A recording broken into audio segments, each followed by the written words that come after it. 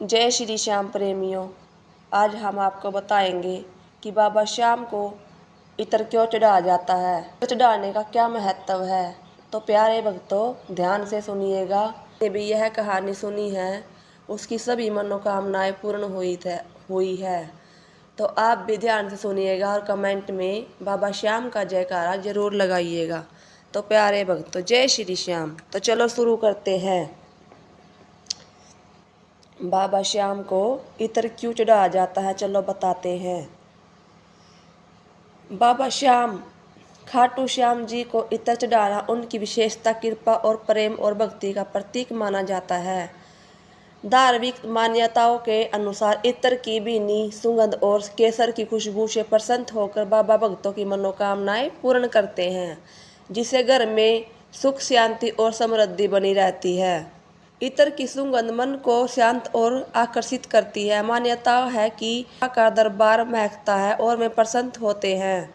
केसर और गुलाब जैसे सुगंधित इत्र चढ़ाने से घर की नकारात्मक ऊर्जा दूर होती है, पितरों की कृपा मिलती है और धन धान्य की कोई कमी नहीं रहती। भगत अपनी सच्ची निष्ठा और प्रेम को प्रकट करने के लिए बाबा श्याम को इत्र अर्पित करते हैं। बाबा श्याम को केसर या गुलाब का इत्र विशेष प्रिय है।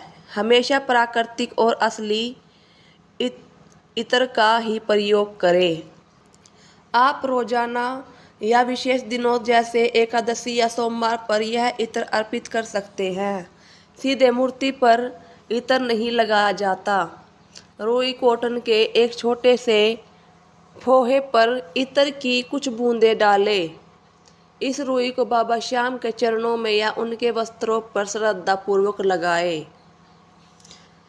कभी भी इत्र की शीशी को बाबा श्याम के सीधे स्पर्श में ना रखें।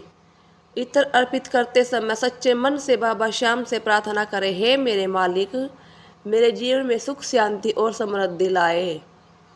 यदि आप खाटू श्याम जी के मुख्य मंदिर राजस्थान में दर्शन के लिए जा रहे हैं तो आप मंदिर के पुजारियों के माध्यम से स्वयं कतार में खड़े होकर नियमों का पालन करते हुए इत्र भेंट कर सकते हैं। ये बाबा श्याम, खाटू श्याम जी को गुलाब और केसर का इत्र सबसे प्रिय माना जाता है।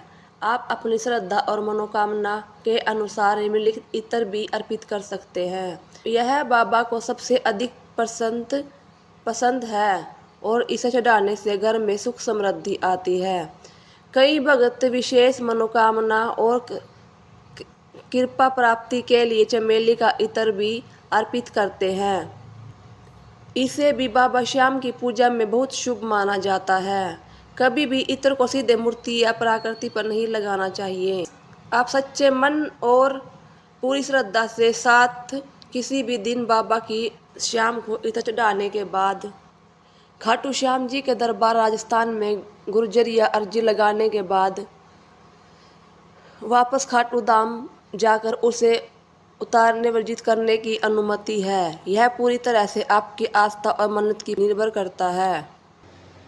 यदि आपने अपनी मन्नत पूरी होने के लिए अर्जी गुर्जर डाली थी और आपकी मनोकामना पूर्ण हो गई तो धन्यवाद स्वरूप आपको वापस खाटू धाम जाना चाहिए। वहां जाकर आप पुरानी अर्जी को मंदिर के कुंड में या नियत स्थान पर उतार विर्जित कर सकते हैं और बाबा का आभार व्यक्त कर सकते हैं।